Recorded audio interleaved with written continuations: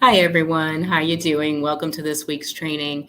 Um, so yes, I'm still here in Florida. I have a few more weeks and enjoying the nice warm weather here.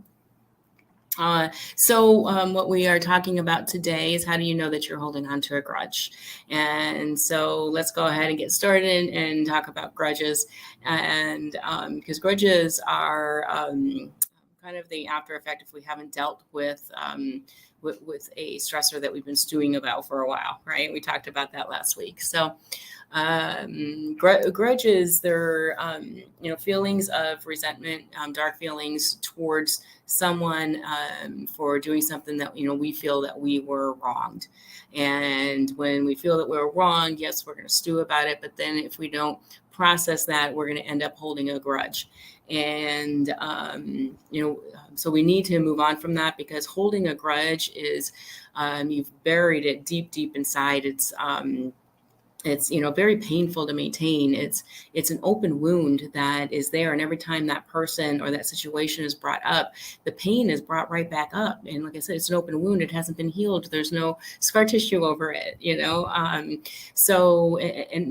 the fact that when you're burying something so deep inside, and when it's coming up, it's actually eating you up from the inside out, as it's sitting inside of you. So we really do need to process grudges that we may have for somebody. And it's interesting because these feelings, when they come up, they're so painful, but yet we don't know how to get out of it. We don't know.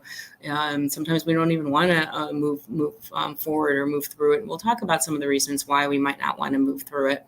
So, but first, let's talk about some of the signs that we are holding on to grudges. Because it's so some of the signs are, it's if you get irritated over the smallest things that somebody is doing, then you might be holding a grudge. If you're avoiding them, if let's say you're not taking their calls, or you're waiting to call them back. You're kind of delaying that a little bit to kind of maybe hurt them a little bit, and you're not returning their calls. You're bitter towards them. You've got bitter feelings when you think about them or somebody brings them up. You're always too busy. You're canceling on them last minute. You're just not available. You're constantly not available every time you talk to them. So those are some of the things. If it's been a really, really big hurt, like maybe a nasty divorce or something like that, a lot of times we want to hurt the other person as much as they hurt us. Well, then we're definitely holding on to a grudge. That one, or the exact opposite, is when we're indifferent and we say, I don't feel anything. Well, chances are, if you're saying you're not feeling anything around that person, or you're very indifferent about it, there's some really deep, you're holding on really deep feelings around it. So, it's so deep that you can't even get to it. And so, we need to consider that if we are talking like that about somebody, then you might want to take a deep breath and think about that a little bit.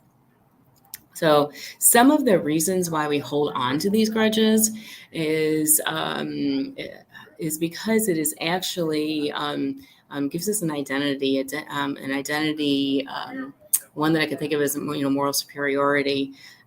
Is an identity around it, where we were injured, and so aren't I the good person? We're looking for that validation. So, if we're really hurt, then we are, generally going to look for validation that, we were wronged. And, but then other times it's hard to sever ties. What if it is a roommate, and, the stress it's going to be to find another roommate, or, whatever that is, or you've been dating this guy for 3 years, or, 5 years, or whatever it is. And do you really want to sever those ties and go back out into the dating world? So there's reasons, through that and severing the ties. But I think the biggest reason is because we're really, what we're looking for is something we can't get. We're looking for comfort. We're looking for compassion. We're looking for some kind of kindness or extra kindness from other people because we were hurt so badly. And the reason why we can't get that is because the grudge is actually putting a wall around our heart. And as long as that wall is around our heart, we can't accept the compassion and the love. And so the one thing that I think we really need, and the reason why we hold on to the grudge, is the one thing we can't get. And so we're going to talk about that a little bit more next week.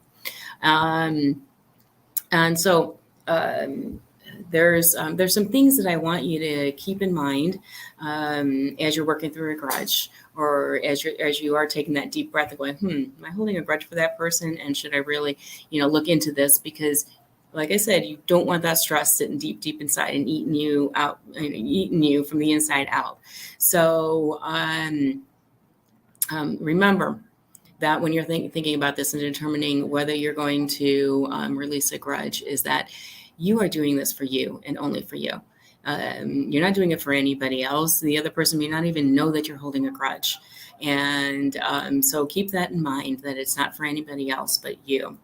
The other thing to keep in mind is that just because you're releasing the grudge doesn't mean that you're going to let this person into your life. If this person hasn't been in your life, if it was a nasty divorce, you may not, bring them back into your life, or an ex-boyfriend, or whatever grudge you're holding on to. So it doesn't mean you have to let them back into your life just because you've released the grudge. You're only doing this to free yourself from that stress, and to actually put some scar tissue around and heal that open wound. So here's something that a counselor told me, and I thought this was really, it's really helped me out a lot. And so I wanted to bring this one up for sure. And that is, if you're having a feeling of fear, shame, pain, anger, and on a scale of 1 to 10, when you think about what you're about to say or what you're about to do, if your feelings are above a level 3, you're bringing in open past wounds into the current situation, and you're projecting it on the current situation. So that's something to really keep your mind on, as maybe you yourself are feeling like you're going to explode on somebody. If you're above a level 3, it's more than about the situation. Yes, the situation could be upsetting you, and that's fine. And anger at a level 3 is fine, but if it's greater than that, you're bringing stuff in from the past. And we've talked about living from the past, and we don't want to live from the past because we can't create a great, beautiful new future, right? So not from living in the past. So definitely keep that scale in your head as you're, considering how you're going to react to a situation. If you are feeling like you're going to react above a level 3, you might want to take a few deep breaths and really think about it. You might need to take a time out, whatever the situation is. But, that helps you out a lot, because it also helps you know that when somebody brings up this person or this situation, if your feelings go above a level 3, it's something that's very deep, but it's also probably something that's wrapped around other things as well. So something definitely keep in mind. But 2 other things that I want you to keep in mind is that we are not all the same. So what may offend you may not offend me, and vice versa. So we all have different pasts. We all have different things that are going to trigger us. So like I said before, this person might not even know that you're upset with them, or that you're holding a grudge about something that they did. So keep that in mind, but also keep in mind we all make mistakes. We all say things we don't want to say. We all do things that we don't want to do. Like, there may be an important event that a friend of yours has that you were going to go to, and then something came up and you couldn't go to it. And they could then be harboring a grudge because you didn't go, but you had a really good reason. And you had that good reason, but they're not coming back to you to find out why it was, because they were hurt so badly. They're not coming back to you and finding out why it was. Instead, they're stewing over it, and it could actually end up going into a grudge. And so, something in that type of scenario, it'd be really good if you can, approach that to help out a relationship.